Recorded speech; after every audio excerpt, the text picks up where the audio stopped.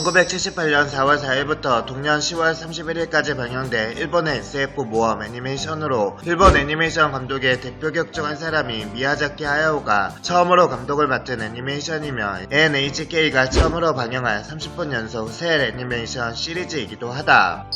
코난은 2016년생으로 대변동 후 남겨진 섬에서 할아버지와 함께 살던 12살 소년으로 때묻지 않은 순수함과 놀라운 강인함의 소유자이다. 원작에서는 대부분 성인이 된 이후부터 이야기가 진행되어 미래는 맞지만 소년이 아니다 때문에 미야자키 하야오의 초기 서적에서는 외모가 좀 더 성숙한 모습을 보여주고 있다. 코난은 힘이 엄청나다. 그냥 엄청난 것이 아니라 슈퍼솔저나 개조인간이 아닐까 싶을 정도로 현대 인류의 힘을 아득히 넘어서는 모습을 보여준다. 이쯤 되면 미래소년 코난인지 코난 더 바바리안인지 분간이 안되는 수준이다. 특히 유연하면서도 강력한 발가락이 인상적이다. 유연함은 앉은 자세에서 엄지발가락으로 콧구멍을 후빌 수 있을 정도이고 비유가 아니라 실제 그런 장면이 있다. 물건을 발가락으로 잡은 상태에서 얼음과 잡아당기기를 해도 지지 않는다. 하늘을 비행 중인 비행기 날개에 발가락만으로 매달려 상당 시간 버티는 장면도 있다. 폐활량 또한 상상을 초월하여 한번 잠수하면 10분 정도는 가뿐하게 물속을 돌아다닐 수 있다. 이 기세로 상어를 사냥한 적도 있고 세비지 섬에서도 남들은 심해용 잠수복을 입고 작업해야 하는 상황에서 아무런 장비 없이 이를 돕는 모습도 보였다. 코난의 할아버지가 죽어가면서 유언으로 사람들을 찾아가 그들과 어울려 지내라고 하는 장면은 태양의 왕자 호르스의 대모험을 연상시킨다.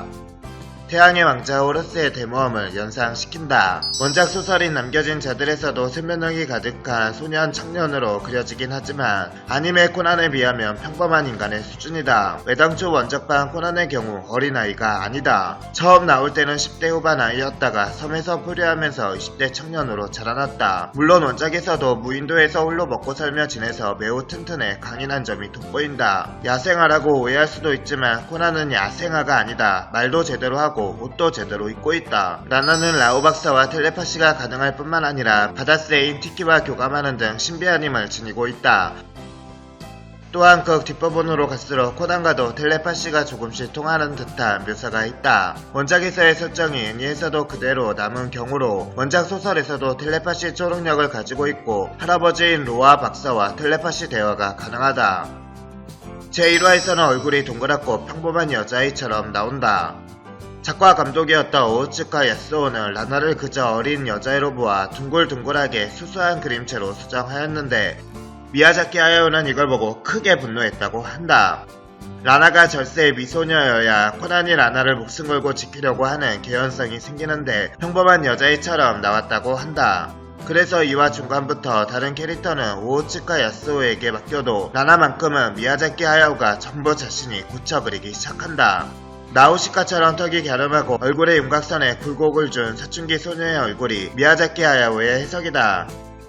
따라서 이 애니는 1화를 제외하고는 라나가 똑같이 나온다. 타카우지 카코 성우로 이름을 알리게 된 신인 성우 모리시타 라나의 이름이 바로 이 캐릭터 이름에서 부모님이 따왔다고 한다. 포비는 미야자키 하야오가 좋아하는 캐릭터인지 그의 4WD 자동차에 지문씨의 그림이 조그맣게 그려져 있었다. 입에 커다란 빵 덩어리를 물고 째려보는 모습이다. 포비가 이미지상에서 두르고 있는 망토는 원래 코난이 남겨진 섬에서 건너갈 때 썼던 배의 도체였다. 래퍼카는 목적을 위해서는 수단과 방법을 가리지 않는 비정한 악당으로 원작에서는 래퍼 코난의 이름을 가진 졸개로 다이스의 부하였는데 둘의 위치가 바뀐 셈이다. 미야자키 하야오가 자주 등장시키는 악인사기 전형으로 루팡 3세 칼리오스트로의 성의 러셀 칼리오스트로, 천공의 성 라퓨타의 무스카 등이 그의 후배다. 바람 계곡의 나우시카의 크로토와도 캐릭터의 템플릿은 같지만 소악당으로 밉지 않은 캐릭터이다. 이 작품의 메인 빌런답게 국내 처음 방영 당시 어린이 시청자들의 미움을 한몸에 받았다. 때마침 당시 네모난 전기밥솥이 인기리에 판매되고 있었기에 어린이들이 경멸의 마음을 담아 레포카를 네모난 밥통이라고 불렀다. 몬스케는 이 만화의 주요 인물들이다. 그렇지만 정말 다재다능하다. 육체적인 피지컬은 총을 맞고 버티거나 부상당한 상태로 한 팔로 성인 남성을 한 방에 제압하는 장면도 있고 심지어 그 거구 다이스 선장이 돛대에서 떨어지자 받아내기도 하였다. 또한 총을 다루거나 행정을 처리하거나 비행기 조종, 무전기 같은 전자장비를 수리한다든지 인더스트리아 탈출사를 이끈다든지 못하는 게 없는 발방 미인이다. 등장 초기에는 청년이 아닌가 싶을 정도로 작화가 보이시하고 톰보이했는데 미야자키가 이걸 마음에 안 들어 했고 18화부터 콘티에 미인으로 반드시 미인으로 그려 라고 써놔서 중간부터 여성스러운 미인이 되었다. 초반과 후반부를 비교하면 머리카락도 점점 길어진다.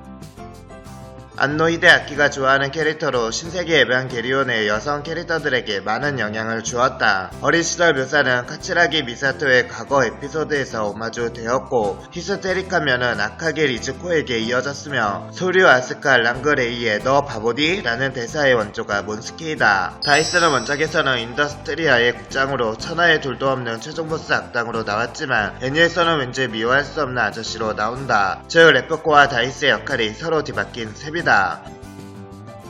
오로는 원작에서는 비중이 많은 악역이며 지무시도 오로의 부하로 나오고 이들 집단이 쓰는 가면은 같은 감독 작품이 모노노케 히메의 산의 가면과 센가 치히로의 행방불명의 가오나시를 연상시킨다. 미야자키 하야오의 초기 작품이면서도 미야자키 애니메이션의 특징이 잘 살아있는 작품으로 미야자키의 원점이자 근본을 이루는 작품으로 평가된다. 개성 넘치는 캐릭터와 메카닉 디자인, 진지하면서도 흡입력 있는 스토리 등은 명작이라고 부르는데 부족함이 없다. 극간의 리얼리즘을 보여주는 설정은 서서히 부드럽게 섞여들고 조금 더 군더더기 없는 이야기 전개는 26화 내내 쉼없이 흘러가기 때문에 다음 화를 궁금하게 만든다. 이러한 뛰어난 작품성으로 제작 40년이 넘도록 회자되고 있는 부르의 명작이다. 원작 소설은 알렉산더 K의 1970년에 출판된 SF 소설이다. 이 소설은 1974년에 일본에 남겨진 자들이라는 제목으로 번역 소개되었다. 하지만 초자력 무기와 지구문명 멸망 같은 기본적 줄거리 토대와 등장인물 이름까진 같으나 줄거리와 인물들 성격이나 배역은 아주 확 다른 작품이다. 그리고 몇몇 인물들은 이름까지도 확 다르다. 몬슬리는 몬스키, 레프카는 레프코, 라오 박사는 로아 박사에서 나온 이름이다. 최초 기획에는 당시 인기가 있던 세계명작 극장 시리즈처럼 온 가족이 시청할 수 있는 작품으로 비밀의 화원을 애니화하려고 했다. 하지만 피로드서가 이즈음 스타워즈 일본 개봉으로 몰아닥친 SF 붐의 인기를 고려해서 초등학교 5, 6학년생을 대상으로 SF 모험 활극을 하자고 제안. NHK에서 제시한 몇 편의 작품에서 이 소설이 뽑혔다. 감독으로 발탁된 미야자키 하야오는 처음에는 이것은 아니메가 안된다라며 난색을 표했다. 원작 자체가 당시의 냉전 체제하에 미소의 동서 대결을 암시하는 암울하고 비관적인 내용이라서 아이들에게 이런 것을 보여주기는 꺼렸다고 한다. 그래서 인물 설정과 줄거리를 대폭 바꾸는 것과 선배이자 스승 오오츠카 야스오를 작가 감독으로 하는 조건으로 감독직을 수락했다. 무대를 최종 전쟁이 끝난 20년 후의 가공의 세계로 하고 노골적으로 소련을 연상시키는 등장인물의 이름을 바꾸었다. 재밌게 보셨다면 좋아요 구독 부탁드려요.